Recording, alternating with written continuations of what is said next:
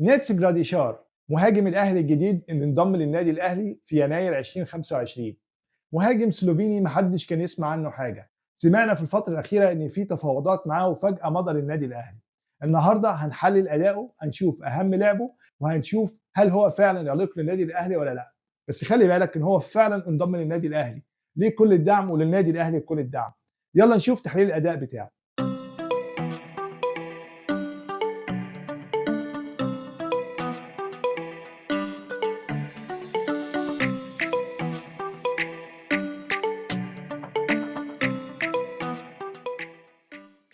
الإحصائيات والأرقام.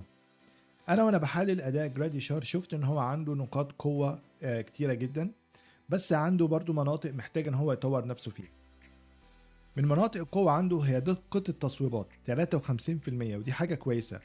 تاني حاجة هو اتقان التمريرات 72%، يعني هو لما بتجيله كورة بيلعبها بشكل متقن بنسبة 72%، وده احنا هنشوفه في الفيديو، لأن هو بيحب يلعب دايما الكورة من لمسة واحدة خصوصا لو ظهره للجول. فقد الكرة في نصف ملعبه 22%، ودي رقم كويس ان هو ما بيفقدش الكرة كتير في نصف ملعبه. اما بقى استرداد الكرة في نصف ملعب الخصم فهو 61%، وده رقم كويس.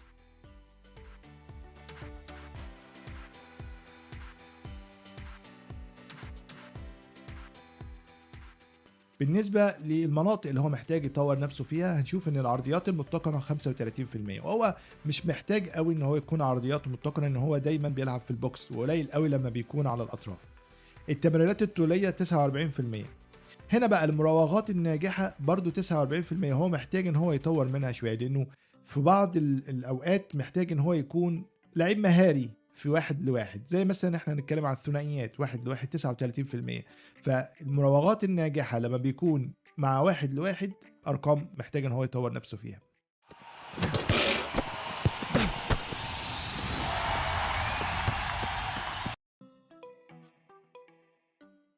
هنتكلم على اهداف جراديشار. جراديشار هنا بيعمل تدخل في نص الملعب عشان يقطع الكرة وتروح لزميله. هنا جراديشار عنده المساحة انه يتحرك ويعمل الهجمة مرتدة، ونلاحظ هنا انه فعلا بطيء، بس هنا في موقف واحد لواحد بينجح في مسافة بينه وبين المدافع ويقدر يشوطها على شمال الحارس. جول حلو قوي من على الخط ال 18. تعال هنا بقى شوف معايا تحركات جراديشار جوه منطقة الجزاء. هنا جراديشار مستني الكرة العرضية، وفي وسط اتنين مدافعين قدر انه يستقبل كرة عرضية حلوة جدا متقنة ويقدر يسجلها في الهدف. هنا لازم العرضيات تروح له متقنة عشان يقدر يسجل جوه منطقة الجزاء. هنا بقى ركز معايا في تحركات جراديشار. جراديشار بيقطع جوه منطقة الجزاء، بيقدر هنا في وسط اتنين مدافعين انه يستقبل كرة عرضية حلوة قوي قوي ويقدر يسجل بيها الهدف. هنا جراديشار لازم تروح له كرة عرضية متقنة وما يكونش عليه اي ضغط او اي دفاع.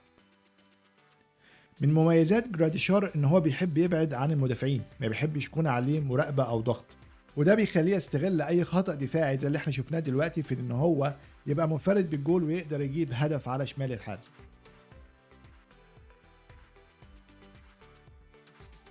هنا بقى جراديشار قدر يستغل برجل رجله الواسع في انه يستغل الهجمة المرتدة ويقدر يسبق المدافع وينفرد بالمرمى، وهنا بيسجل بوش رجله على يمين الجول حلو قوي قوي، ودي من المرات النادرة اللي بشوف فيها بيسبق المدافع. شوف هنا في الضربة الركنية دي ازاي جراديشار قدر يهرب من الرقابة ويروح يسجل على الزاوية القريبة براسه. جراديشار مميز جدا في ضربات الرأس لو ما عليهوش ضغط. الجول ده بقى انا جايبه عشان بصراحة لقيت فيه استغلال جميل قوي من جراديشار لقوته الجسمانية، وانه يقدر يحجز على الكرة ويسجل هدف جوه منطقة الجزاء وعلى حدود الستة ياردة. ودي حاجة بتميز جراديشار كمهاجم، انه بيستغل قوته البدنية في الاستحواذ ويستغل ان هو يقدر يزاحم المدافعين ويقدر يسجل هدف. جراديشار مهاجم قوي رغم صغر سنه، والتركيبة الجسمانية والقوة البدنية ليه وطوله بيديله الأفضلية في الاستحواذ على الكرة، وكمان في الكرة العرضية بيكون مميز جدا. وعشان نستغل ده لازم جراديشار يوصل له كرات عرضية متقنة وفي المساحات. هناخد هدفه مع النادي الأهلي كمثال جميل جدا على تمركز جراديشار وعلى اللعبة من لمسة واحدة. جراديشار خد الكرة المرتدة من دفاع بيراميدز وقدر انه يسجلها من لعبة واحدة جوه الجول.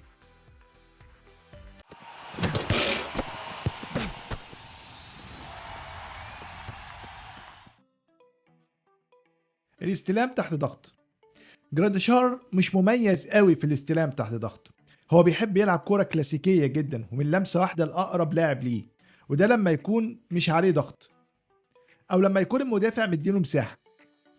إنما لو عليه ضغط مباشر ممكن يلعب الكرة بشكل غير صحيح تماما، وممكن يتسبب إنه يفقد الكرة أو يعمل هجمة مرتدة على الفريق بتاعه. وهنا في اللقطات دي أنا بوضح المواقف المختلفة إن هو يستلم تحت ضغط، وإن أي مدافع لو كان مقرب منه أو متداخل معاه بقوة، جراديشار ما بيقدرش يلعب الكرة بشكل صحيح.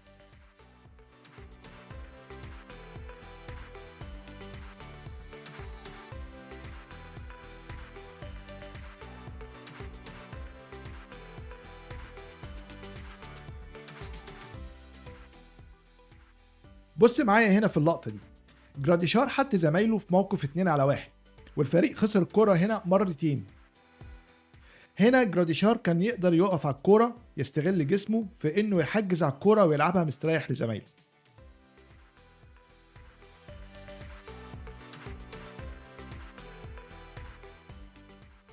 هنا مثلا في ماتش بيراميدز هو عمل نفس الغلطة. لما خط النص بدأ يضغط عليه هو لعبها بسرعة لعمر كمال عبد الواحد لأنه كان أقرب لعيب ليه. لما رجعت له تاني وزاد الضغط عليه لعبها غلط لمصطفى فتحي اللي قدر ياخدها ويطلع بهجمة على النادي الأهلي. هنا مثلا في اللعبة دي هو فاضي ومعلهوش أي ضغط، فقدر إنه يلعبها من لمسة واحدة لزميله على طول. برضو لعبة تانية هنا لما جه استلم الكرة، لما نزل يستلم من نص الملعب وكان عليه ضغط، رجعها ورا لزميله من لمسة واحدة على طول لأنه ما بيحبش يكون تحت ضغط. هنا برضو نفس اللعبة، لما بيجي يهرب من الرقابة في خط الهجوم وينزل لمنطقة نص الملعب ويحصل عليه ضغط من لعيبة نص الملعب، بيبدأ يلعبها لزمايله ورا بحيث ان هو ما يكونش عليه ضغط.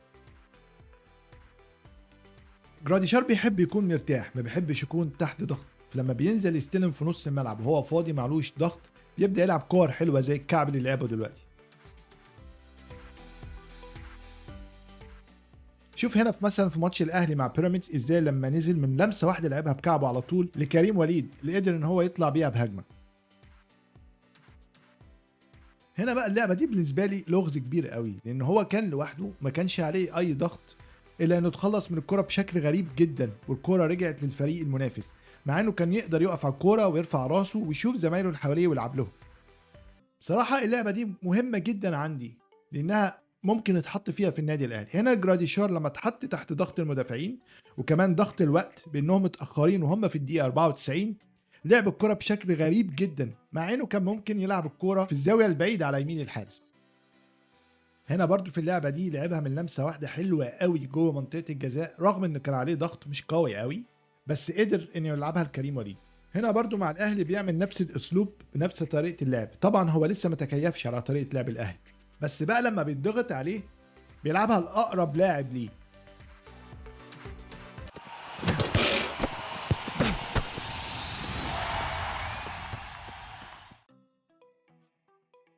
بالرغم من ان جراديشار بيستغل قوته الجسمانيه وطوله في ضربات الراس الا انه مش حاسم قوي على المره. عنده مناسبات كتيره قوي بيكون فيها اضاعه لفرص سهله ممكن يسجل منها، اغلبها بيكون قراره فيها غلط، اما في توجيه الكره براسه او في قرار التصويب نفسه.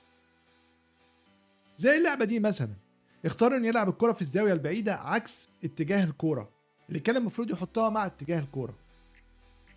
هنا مثلا احيانا كتير قوي بيكون استلامه للعرضيات مش متقن، فالكوره بتطلع من رجل ضعيفه.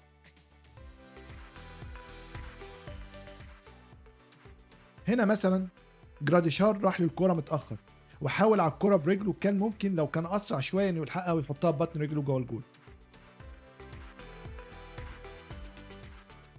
بص بقى هنا قدر إنه يخطف الكرة من نص الملعب، وبدل ما يكون هجمة راح لعبها من نص الملعب، قال يعني عايز يحطها جوه الجول. إزاي يعني؟ جراديشار رغم إن هو بيضيع فرص كتيرة قوي لأنه مهاجم كويس، واضح إنه عنده نقص في الخبرة عشان سنه صغير بيخليه ياخد قرارات ممكن مع الخبرة والمواقف الصعبة المتتالية ممكن يتصرف صح في الفرص اللي بتجيله ويقدر يفكر في اللعبة قبل ما تجيله. يعني هنا مثلا في اللعبة دي جات له كورة عرضية ممتازة، بدل ما يلعبها براسه قوية في البعيدة لعبها ضعيفة في نفس المكان اللي واقف فيها الحارس اللي قدر يطلعها بسهولة جدا.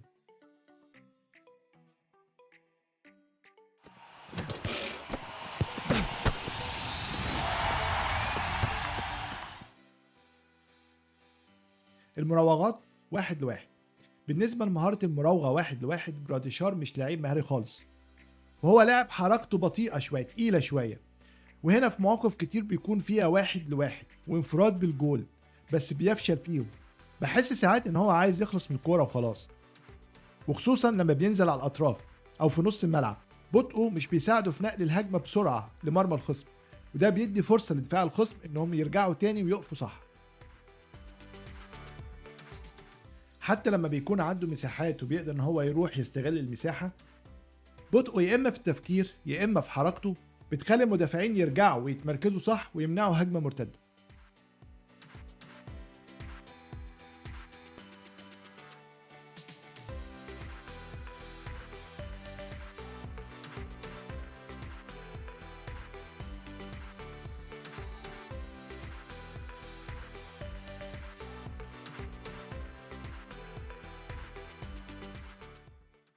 بعد ما شفنا تحليل أدائه وشفنا مميزاته وعيوبه، عايزكم تكتبوا لي في التعليقات إيه رأيكم؟ هل هو فعلا إضافة للنادي الأهلي ولا لأ؟